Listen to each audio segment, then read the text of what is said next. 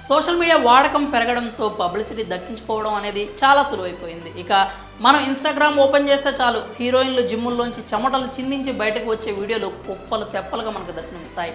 దీంతో చూసేవారు అమ్మో ఈ బ్యూటీకి మామూలు ఫాలోయింగ్ లేదుగా అని అనుకుంటూ ఉంటారు. అలాగే ఎయిర్పోర్టుల్లో కూడా దర్శనమిస్తూ ఉంటారు కొందరు హీరోయిన్స్. దీంతో జిమ్ ఎయిర్పోర్ట్లో హీరోలు రాగానే ఫోటోగ్రాఫర్స్ వారి మీద పడిపోయి మరీ ఫోటోలు తీస్తూ ఉంటారు. అయితే అసలు అదే టైంకు వాళ్ళు వస్తారని వీళ్ళకి ఎలా తెలుస్తుంది?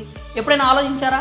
అయితే దీనిపై తాజాగా ప్రియమణి స్పందించింది. ఎవరికీ తెలియని నిజాలను ఆమె బయటపెట్టింది. సాధారణంగా రాజకీయ ప్రముఖులు, సినిమా హీరోయిన్లు ఏదైనా ఫంక్షన్కి కానీ లేదా ఇతర కార్యక్రమాలకు హాజరైతే పదుల సంఖ్యలో కెమెరాలు వారిని చుట్టుముడతాయి.